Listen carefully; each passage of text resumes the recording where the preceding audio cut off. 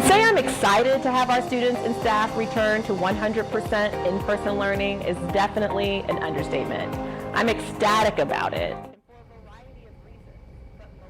Indianapolis Public Schools welcomes back students this morning. It is the first day of school, and in just a few hours, kids will be back in the classroom, but all students and staff must wear a mask. News 8's Hannah Mordeau is live at IPS headquarters. And Hannah, there are two big changes this year. Good morning. Yeah, good morning. Especially when it comes to those COVID-19 precautions, all students and staff will have to wear masks when they're inside buildings and on school buses, regardless if they've been vaccinated against COVID-19. Up early with us this morning is IPS Superintendent Alicia Johnson, and this was obviously a tough decision you guys had to make. What went into it last week?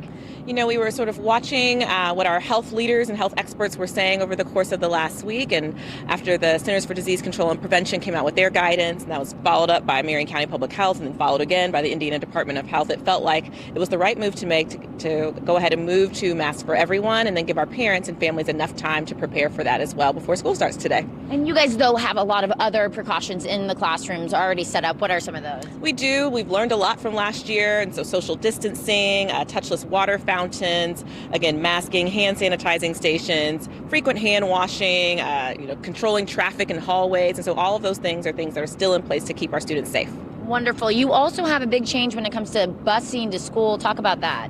We did. So last year we made a few changes to transportation. One, we are implementing our walk zone policy. And so we have a number of students this year who will be walking to school each day. And then we have a small number of students who are transitioning to Indigo as their primary mode of transportation. I get to ride with one of those students this morning to school.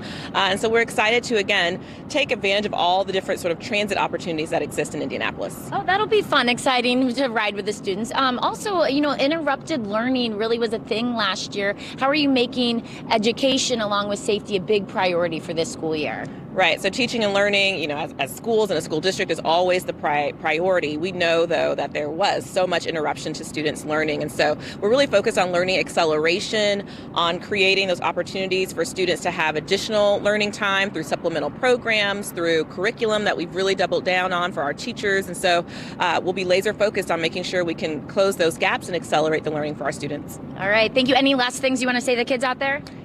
Get to school safely. We're so excited to see you in just a few hours. All right. Thanks so much. Yes, happy first day of school. I know there's a lot going into it this year, but again, it's an exciting day also just getting the kiddos back in the classroom at 100% full capacity. Live in Indianapolis, Hannah Mordeau, Wish TV, wishtv.com, and follow